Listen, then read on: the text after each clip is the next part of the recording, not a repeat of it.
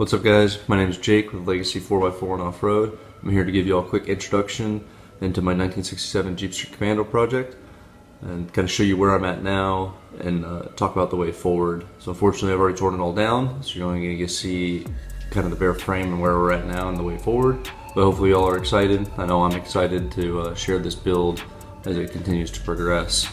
So we're going to get into it. This is how the Commando was when I first got it. You can see it looks okay there, but the inside needed a lot of work and there's a lot of rust in this thing. But you know, we tore it all down and now here we are. So we'll start with the front here with what we have so far. So it's a 67 Commando. The 67s came with this original Buick 225 Dauntless V6 engine. I'm going to retain that engine for this build. As you can see, it's still kind of dirty. I haven't even attempted to clean it up yet. I'm kind of focusing on the tear down and on the suspension. So I've got, anyways, the stock Buick motor. It's dirty.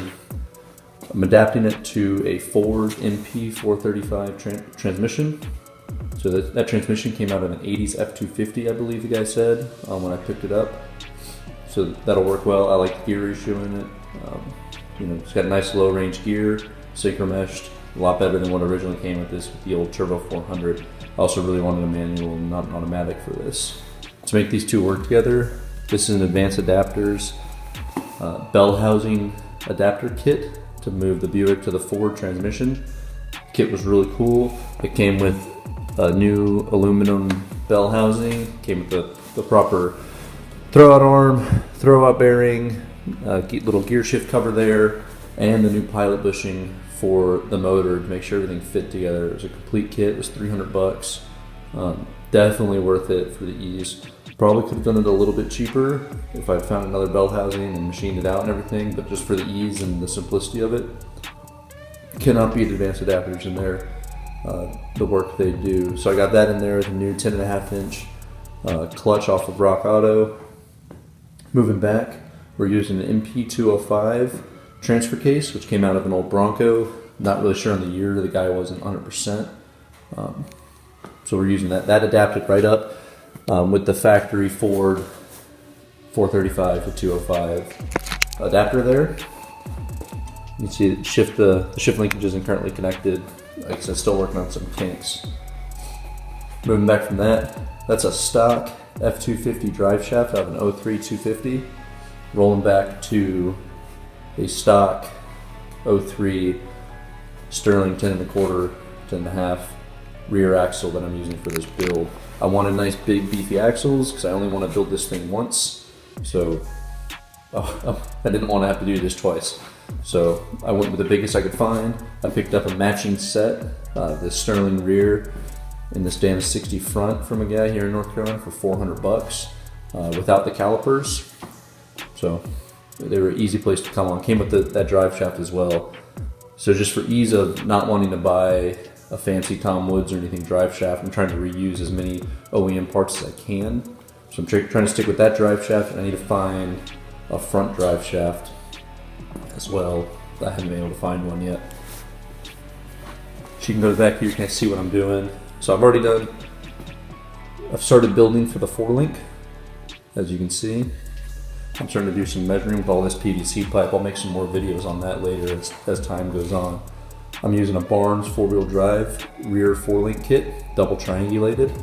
Great kit so far, great customer service with Barnes. So it comes with all of the brackets, all really well made. I bought an axle truss. That axle truss is actually meant for a 14 bolt, but it fits well enough on the Sterling rear. I wanted just a simple axle truss just to get this thing up in the air. So it came with all the brackets, so I got adjustable upper link brackets, and then it came with this inner link bracket or lower link bracket as well, designed to fit around a 1 3/4 pipe. So I'm using 1 3/4 DOM, 120 wall on that. I made this cross member myself. I still have to do some updates to it, so when I pull it back out of the Jeep, I'll make another video about how I'm finishing that. I got to add another bracing arm there just to give it some more rigidity. I'll take a better video of it up there. So that's the rear of it. Like I said, I'm using those big 1 1/4 inch tines, all from that Barnes kit. Got a great price on these. These are really high quality from what I can tell so far. We'll see how they perform once the Jeep's back up in the air. Moving up front, this is not where the front axle is going to be. I just haven't shifted it into its actual position yet. Like I said, I'm using that beefy Dana 60 from that F250. I'm going to try to reuse an F250 drive shaft up front. I'll do a 3-link with a pan hard up front. I haven't even started laying that out yet because I'm only doing the rear right now. So I should be able to fit. It'll all fit up in there. I'll figure it out one way or another. Plenty more work to go on that. The motor's got these nice Jones headers on it already. I'm going to reuse those. And then we'll see how all that goes. Planning on reusing the stock F250 steering gearbox and steering components because they came with that axle as well. Then try to reuse as many, like I said, try to reuse as many OEM parts as I can, just so that for ease of replacement and for just cost effectiveness. Right now, my priorities in this build are just to get the vehicle back in the air again as quickly as I can, and then I'll start working on all the body work, which is going to be substantial. I'll have to take another video on the body. It's all the way outside. So today I'm going to try to probably weld up that axle truss and then maybe start making my shock hoops using 14-inch FOA coilovers for the shocks on this thing. I picked these frankly just because of the price. It's hard to beat. I got them on Black Friday. Hard to beat the price. I'm running their Viper coils, 200/250, I believe is what I went with. One remembers what I went with. So they'll be good enough to at least get the Jeep in the air and get it functioning, and then we'll play with it from there. As money and time permits, I'll get some fancier, higher performance shocks. But for now, these will do great, I think. You can see the rest of you can see all the 3-link kit parts are up there. Some of the extra, all the rest of the Heim joints. You can see how they came all packaged from Barnes. I cannot speak high enough of Barnes. Their kit has been great so far.